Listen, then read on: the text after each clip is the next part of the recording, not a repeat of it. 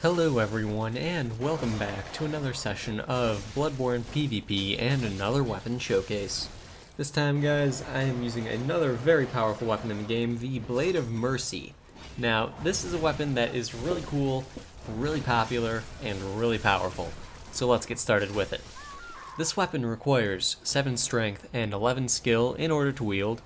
It has no strength scaling, an S scaling in skill, and a B scaling in arcane. The physical base damage of the weapon is 120, and the arcane base damage of the weapon is 60. Now, for me, with my average blood gems, my attack rating with this weapon is 380, which is actually very similar to the amount of attack rating the Beast Claws have, or the Beast Claw, rather. Now, that being said, this weapon deals significantly more damage than the Beast Claw for one reason and one reason only, but I'll get into that a little bit later on. So, let's get started with the pros of this weapon. This weapon has very, very high damage for its attack rating. The reason for that is due to the fact that its damage multipliers are obscenely high in a lot of cases. In the first form, it's got these super damaging rolling and dashing R1s. They've got a 1.5 times damage multiplier. That is very high for such a simple attack. That's going to deal a lot of damage, and that's going to be the bread and butter of the build that uses the Blade of Mercy.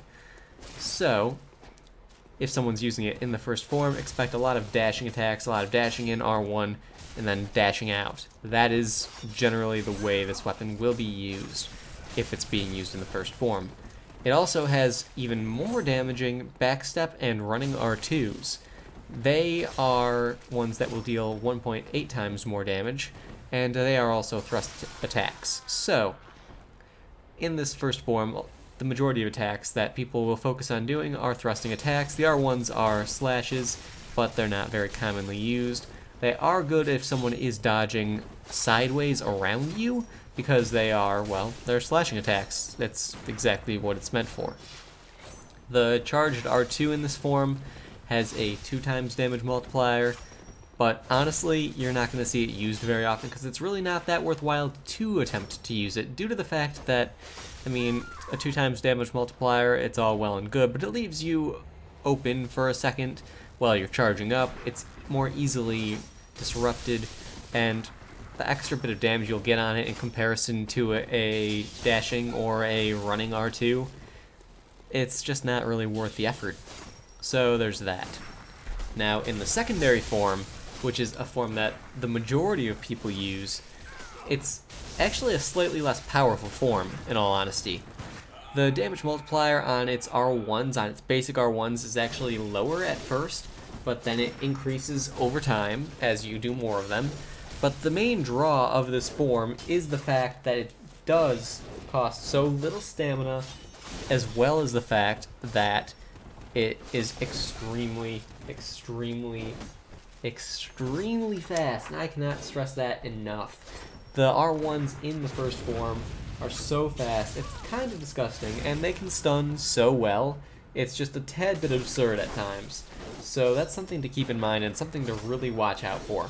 Like, if you're not spamming the button to get out of that attack, you are gonna have a bad time.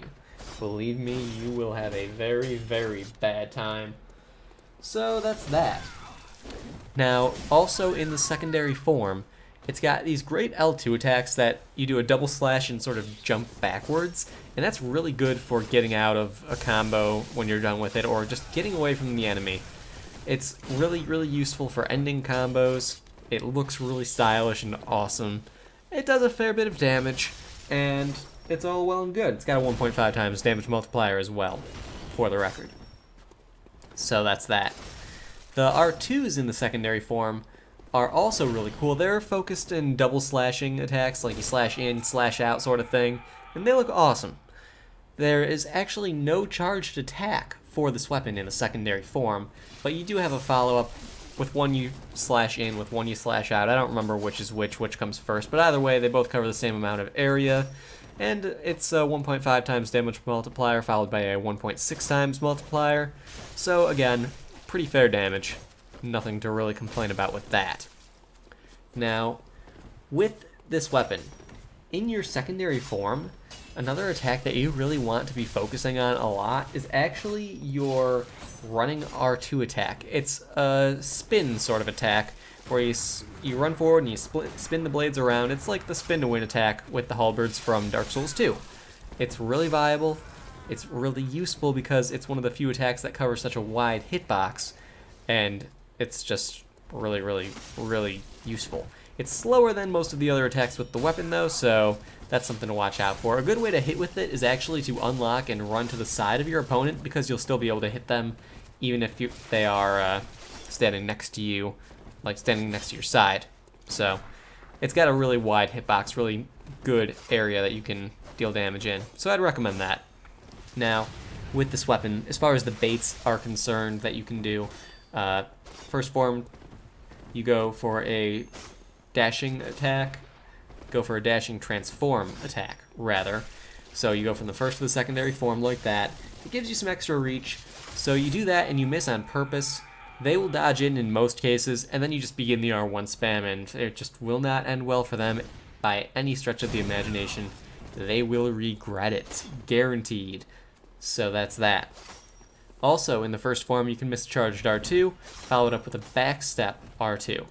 That is a good thing because an uncharged R2 in this first form has a 1.25 damage multiplier, whereas the backstep R2 has a 1.8 times damage multiplier.